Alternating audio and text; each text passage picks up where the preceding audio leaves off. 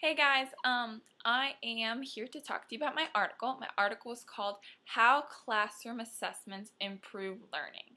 And it's actually published in 2003, so a little while back. But my points are just really good, and I just really enjoyed the article. I learned a lot, so I really wanted to share it with you.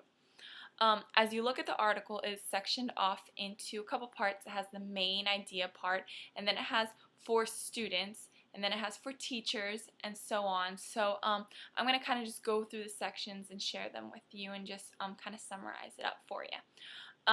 So basically it starts off by the main point of this article is that teachers who develop useful assessment tools, who give good instruction, and provide students with second chances to be successful are the teachers that are really, really helping students to learn.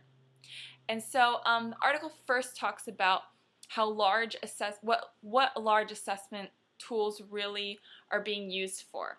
I know everyone has their own opinion on how actually helpful they are, but what this article talks about is how large assessment tools are usually focused on ranking of students and schools instead of helping the teacher to improve and the students to learn. I don't know if you think that's true or not, but my question here is, why do you think some believe that large assessment tools are for ranking?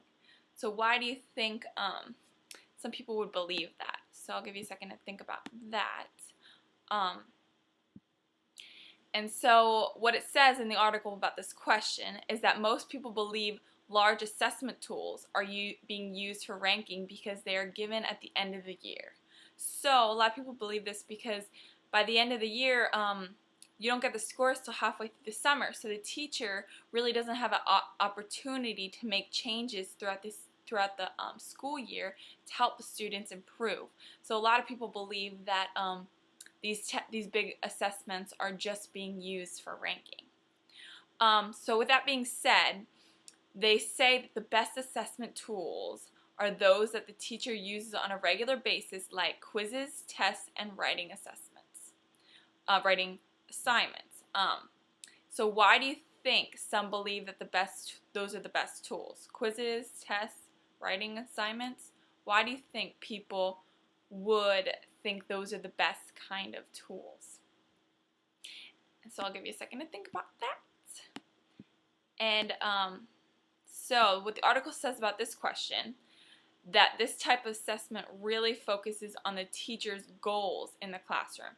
And you're also, basically, those types of assessments really focus on the objective that the teacher had when teaching, and also you can see the results right away, and then the teacher is able to make needed adjustments. And so that's what the article states about that question.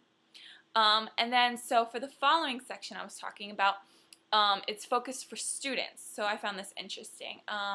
In the beginning they discussed a scenario. It was kind of about a student that did poorly on a test even though they studied really hard, but they studied the wrong material, and this caused a lot of frustration because the students started to believe that his hard work didn't pay off. So after reading this scenario, the article continues to say that the assessments should not surprise students, but instead it should reflect the concept and skills that the teacher is emphasizing in class. So that's so true. The information on the assessment shouldn't surprise the student. The student should have an idea of the information that is needed to do well. And then it also, something that I really thought was true was, so when teachers might have an idea that they are teaching for the test. So I know a lot of people believe, okay, we're just teaching for the test. But the article emphasizes instead of teaching to the test, students should be testing what they teach. Teachers should be testing what they teach. I'm sorry. So I'll read that again. But the article emphasizes instead of teaching to the test, teachers should be testing what they teach. So I thought that was really true. The next section discusses what teachers should know, so this kind of applies more to us. They said that the best tools are those that are good source of information for teachers so they can identify what they taught well and what they need to work on. So basically they say that the best assessment provides good information on what they taught well and what they need to work on as a teacher. It also talks about how teachers should follow assessment by providing students alternatives. So basically concepts of new ways to engage the students in those skills even after the assessment.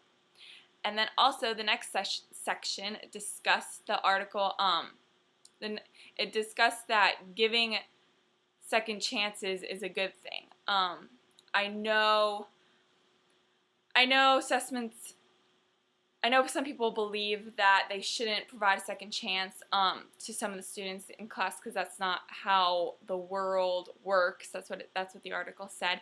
But I really do believe that assessment shouldn't be a one-shot, do-or-die exercise for students. It shouldn't be. I just believe that students learn best when their initial performance is less than successful, so that they're able to gain direction on how to improve. I just think that's really true.